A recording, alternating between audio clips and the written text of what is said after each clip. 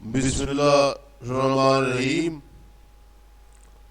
Dear students, ये lesson number 15 Mustafa कमाल और ये इसके सवालों के जवाबात हैं और उसके साथ उर्दू तर्जुमा भी दिया गया है।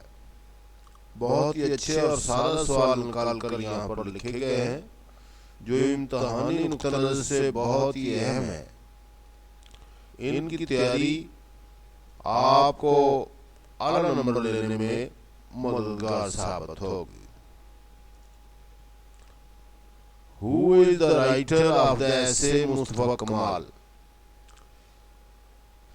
पहला सवाल है कि मुस्तफ़ा कमाल जो मजमून है इसके मुसन्नफ कौन है?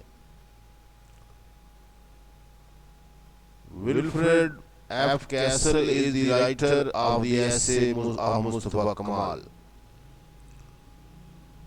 विल्फ्रेड एफ कैसल इस मजमून मुस्तफ़ा कमाल के मुसन्नफ है।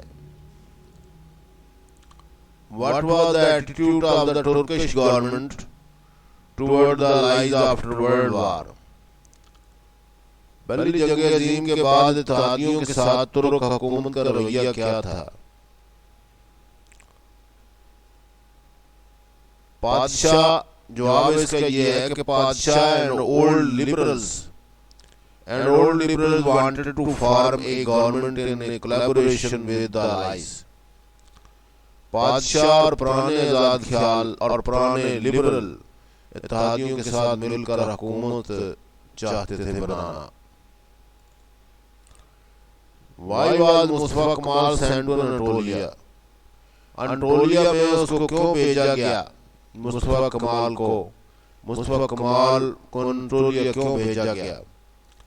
मुस्तफ़ा कमाल was sent to Anatolia to put down the rebels who were not obeying पादशाह। Mustafa कमाल को अनातोलिया भेजा दिया गया था ताकि वो बागी जो बादशाह की बात नहीं मान रहे थे उनका नाम जो है वो उनके ताबे फरमा लाया जाए, उनको गवर्नमेंट के ताबे किया जाए, इसलिए मुस्तफ़ा कमाल को भेजा गया। What was the reaction of the Turkish patriots to the intention of the allies to partition the Ottoman Empire? सल्तनत उस्मानिया की तकसीम के इत्तेहादियों के इरादों पर तुर्क महबे वतन लोगों का क्या रद्द-ए-अमल था? They planned to wage war against the Greeks through guerrillas. और उन्होंने गुरिल्लावाद ग्रीक के खिलाफ शुरू की। They wanted to build up to the national army. वो एक नेशनल आर्मी बनाना चाहते थे। गवर्नमेंट इन अनाटोलिया में टेम्परेरी गवर्नमेंट और आर्मी तश्कील देना चाहते थे। Write a note on Mustafa Kemal activity in Anatolia. Mustafa Kemal plan to wage war against the Greeks through guerrillas. Guerrilla के जरिए उसने अपनी जंग शुरू रखी, उसका मंसूबा बनाया। He wanted to build up the national army. वो नेशनल आर्मी बनाना चाहते थे।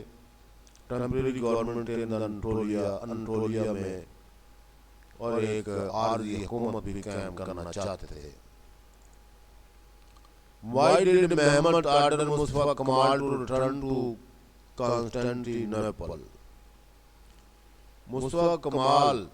मेहमत ने मुस्तफ़ा कमाल को और कुस्तुनतुनिया वापस जाने का हुक्म क्यों दिया? Constantinople.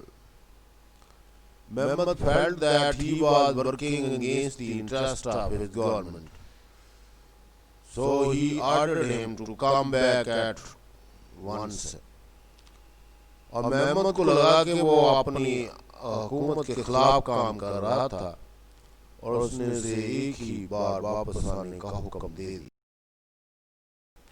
What was Mustafa Kamal's reply? Mustafa Kamal का क्या जवाब था?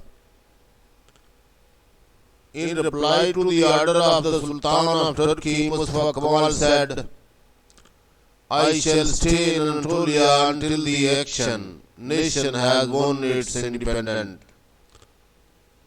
तुर्की के सुल्तान के हुक्म के जवाब में मुस्तफा कमाल ने कहा कि मैं अनातोलिया में ही रहूंगा जब तक कि कौम अपनी आजादी हासिल न कर ले।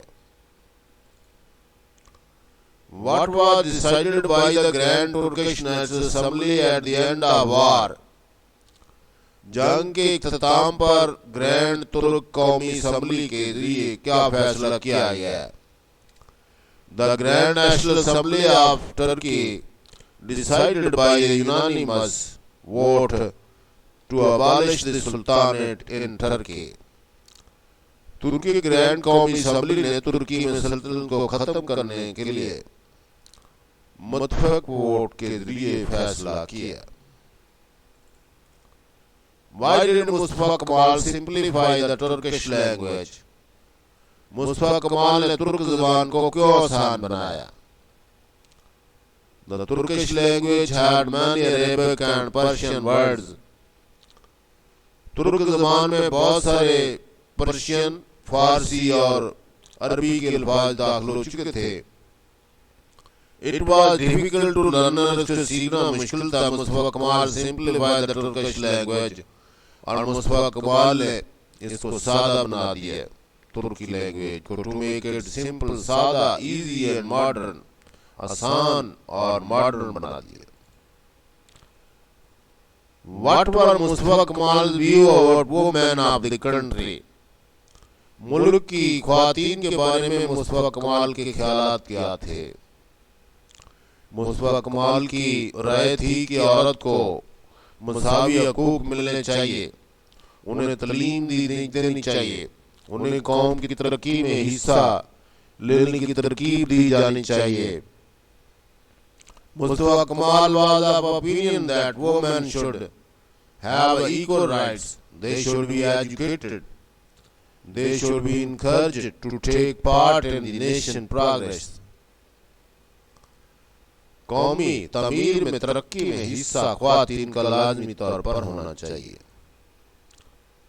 What were मुस्तफा कमाल इकोनॉमिक रिफॉर्म्स? मुस्तफा कमाल की माशी इस्लाहत क्या थी? For economic reform, new roads and railway were constructed.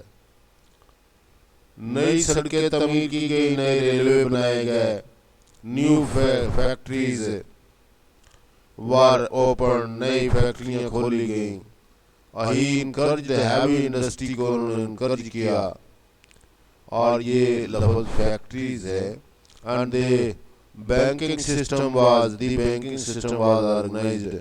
He did all this without borrowing from outside. उसने इन तमाम काम के लिए कर्जा नहीं लिया। What was a social reform in the country? मुल्क में उसकी समाजी माशी इस्लाहत क्या थी? मुस्तफा कमाल finished the old title the people used to wear as और टाइटल भी खत्म किए जितने भी थे नवाब वगैरह बादशाह। Now wearing of hat was compulsory, और हैट पहनना जरूरी था। वेल was also abolished, और बुर्का भी खत्म कर दिया गया। Women were allowed to get higher education, औरतों को आज़ादी दी गई कि वो आला तालीम हासिल करें। औरतों को ख्वातीन को काफ़ी हद तक ख्वातीन के हकूक़ को काफ़ी हद तक आगे बढ़ाया। What happened on the 23rd of April 1920? 23 अप्रैल 1920 को क्या हुआ था? On 23rd April 1920, the Revolutionary Turkish Grand Assembly met and elected Mustafa Kemal as the first president of Turkey. 23 अप्रैल 1920 को इनकलाबी जो तुर्क ग्रैंड असेंबली थी वो उनकी अजलास हुआ, और उन्होंने मुस्तफा कमाल को पहला तुर्की का सदर मुंतखब किया।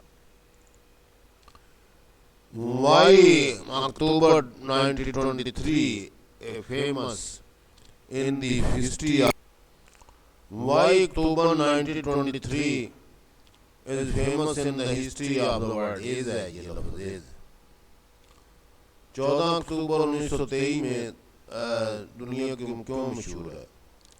The 29th October 1923 is famous in the history of the world because on that day the Ottoman Empire was wiped from the history and a new Turkish Republic was established. और दुनिया की तारीख में ये वाक़या पेश आया कि सल्तनत उस्मानिया का खात्मा हो गया और इसकी जगह पर एक नई तुर्की जमहूरिया कायम हुआ। और तुर्की बड़ा एडवांस कंट्री है, वहाँ लीडर बहुत अच्छे मिले हैं, खुशकिस्मती है उन लोगों की। पाकिस्तान इसलिए तरक्की नहीं कर रहा कि यहाँ पर लीडरान की कमी रही, उस तरह के ग्रैंड लीडर हमारे पाकिस्तान की धरती में अभी तक पैदा नहीं किए। Thank you very much dear student. Channel को सब्सक्राइब